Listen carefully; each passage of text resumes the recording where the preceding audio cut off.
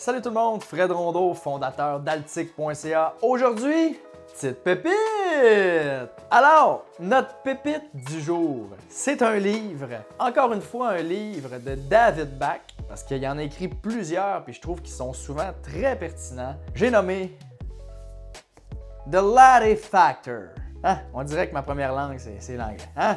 Colin, que c'est beau, Colin, que c'est beau. C'est le facteur latte également en français. Il est disponible maintenant en français, donc bonne nouvelle. C'est tout simplement le principe classique de, mettons, tu coupes un café à 5$ par jour, puis tu investis ce montant-là à la place pendant plusieurs années, puis tu vas te retrouver avec des centaines de milliers de dollars éventuels. Ça part de ce principe-là. Par contre, OK, avant que tu partes en peur, OK, puis que là, faut que je me prive, nanana, c'est pas ça. OK, l'auteur, le but du livre, c'est pas ça, c'est juste qu'il veut démontrer que dans ta vie, il y a peut-être des choses dans lesquelles tu dépenses qui t'apportent pas beaucoup de valeur et que c'est dans ces affaires-là que tu es capable d'aller récupérer des sous pour être capable d'investir par la suite. Donc lui, ce qu'il dit, c'est pas « coupe pas un café ». Si toi, mettons, aller à chaque matin au Starbucks puis t'acheter un latte à 7$, ça te procure vraiment du bonheur, vraiment profondément, ben continue d'y aller, puis c'est bien correct. Mais si tu as d'autres affaires dans ta vie, tu sais, ça peut être des fois des sorties au resto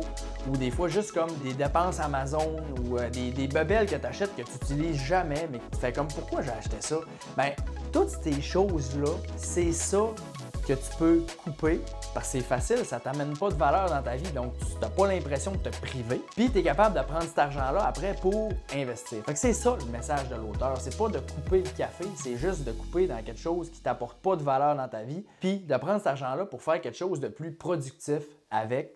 That's it. Encore une fois, comme dans bien des livres, ça démontre à quel point le pouvoir des habitudes est important. Tu sais, que ce soit des bonnes habitudes ou des mauvaises habitudes, c'est là que tu vois que ça se cumule avec le temps, puis qu'en bout de ligne, ben, tu peux avoir soit des résultats très très positifs ou des résultats très très négatifs. Même pouvoir multiplicateur, mais ça peut servir soit à être bien ou à être mal. Fait que si tu as des bonnes habitudes, tant mieux, puis si tu as des mauvaises habitudes, ça va être difficile. Et finalement, ça démontre très clairement que les petits montants sont importants. Parce que, tu sais, souvent on fait comme, ah, c'est juste 5$ ou c'est juste 10$, tu sais, puis c'est comme, ah, c'est pas grave, tu sais. Mais ces petits montants-là, ils s'accumulent, comme on disait tantôt, là, hein, comme les habitudes. Fait qu'à un moment donné, ça devient qu'un petit 5$ par-ci, puis un petit 10$ par-là, quand ça fait 300-400$ par mois, pendant 12 mois, pendant 10 ans, ça commence à faire beaucoup d'argent. C'est pas compliqué. La meilleure image, je pense, qu'on peut avoir pour ça, c'est prendre n'importe quel gros Christie de bateau, OK? Ça va beau être le plus gros bateau de croisière qui existe. Si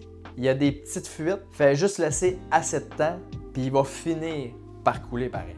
Okay? Même si ce serait des petits trous gros de même, puis il y en a juste 3-4, ça va juste finir par couler éventuellement parce que l'eau rentre à quelque part. Fait que les petites dépenses qui ont l'air de rien, à long terme, ça représente beaucoup. Fait que fais juste attention à ça.